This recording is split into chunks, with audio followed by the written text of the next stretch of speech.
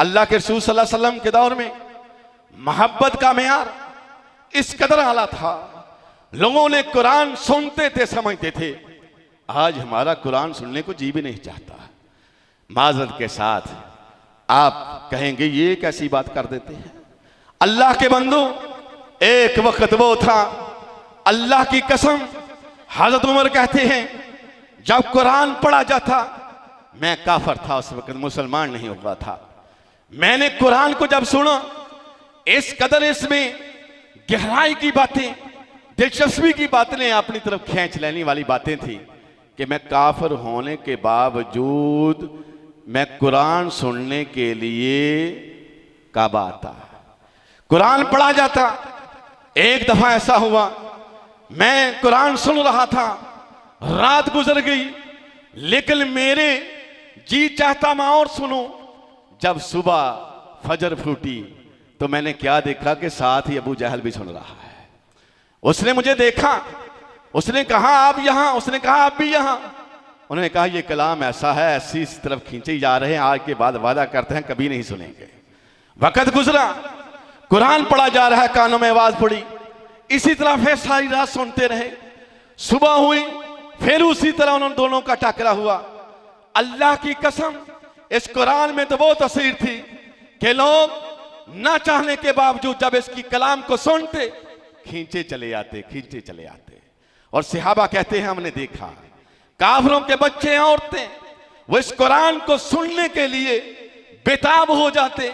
आज मुसलमानों का हाल ये है, दर्से कुरान का नाम ले ले, लोग दर्से कुरान में आने के लिए कोई तगदो नहीं करते। जुम्मे का खुतबा होता है, हफ्ते में 1 घंटा अल्लाह ने मुकर्रर कर दिया, आओ अल्लाह और उसके रसूल का कुरान सुनो ताकि अपने दिलों को मुनव्वर करो।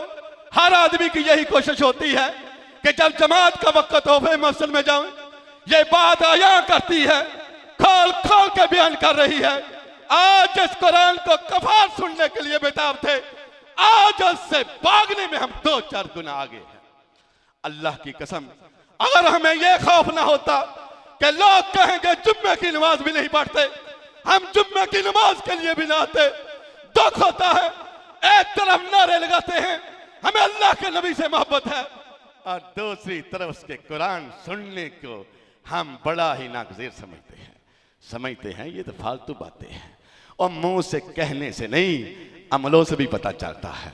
मैं आपको एक बात बताता हूं, अल्लाह के नबी ने फरमाया, ऐ कायनात के लोगों, ऐ मर्दो, ऐ साहिब हसीतो, और तुमने जब शादियां करनी है तुमने क्या करना है? 2-2 करो, 3-3 करो, 4-4 करो। हाँ, अगर इंसाफ नहीं कर सकते तो एक बेहतर है। आज मुसलमानों का हाल पता क्या है? मैं सिर्फ बताता हूं इनकी मोहब्बत, हमारी मोहब्बत क्या है। हमने अल्लाह के नबी अलैहिस्सलाम का फरमान को जबान से कह नहीं सकते, लेकिन दिलों में इस कदर हमारे गहराई में इनकार छुपा हुआ है। हम क्या कहते हैं? हम काफिरों ने कहा, उन्होंने कहा, ईसाइयों ने, यहूदियों ने, काफिरों ने कहा ये कुरान का जो मामला है ये तो अमल करने के काबिल ही नहीं, नाउज़ुबिल्लाह, काला कानून है। उन्होंने पाबंदियां लगा दी। उन्होंने कहा जिसकी एक शादी हो अपनी बीवी के जीते जीते दूसरी शादी नहीं कर सकता। इस्लाम की मुखालफत में कि इस्लाम ने कहा है 2-2, 3-3, 4-4। इनके नबी ने 9 शादियां की, सहाबा ने 2-2, 3-3, 4-4 शादियां की। उन्होंने कहा ये जुल्म है औरतों के साथ, कानून बना दिए। उनके मुल्कों में कानून है, एक वक्त में 1 से ज्यादा शादी नहीं कर सकते। मुसलमानों का हाल ये है, अल्लाह की कसम, अगर कोई साहब हैसियत दूसरी शादी करना चाहता है, कोई इज्जतदार आदमी उसे अपनी बेटी देने के लिए तैयार नहीं। उसका नुकसान क्या हुआ?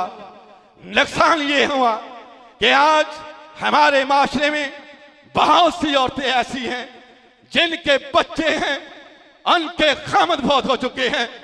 एक इज्जतदार आदमी एक बीवी को लेके बैठा हुआ है, अल्लाह ने रिज़्क़ की बारिश की हुई है, उसको तफीक ही नहीं वो किसी बच्चे की कफालत कर सके। नकाह माशरा करने ही नहीं देता, बीवी करने नहीं देती। एक औरत तलाक चाहता है, कोई इज्जतदार आदमी उससे निकाह करने के लिए तैयार नहीं। हमारा माशरा बोल बोल के कह रहा है, ऐ अल्लाह जो तूने कानून नाफज किया, 2-2, 3-3, 4-4, जिस तरह काफिरों ने कहा ये जुल्म है, ऐ अल्लाह ये वाकई जुल्म है। हमारे अमल बताते हैं। और लोगों मोमिन तो ऐसी सोचे नहीं रखते थे।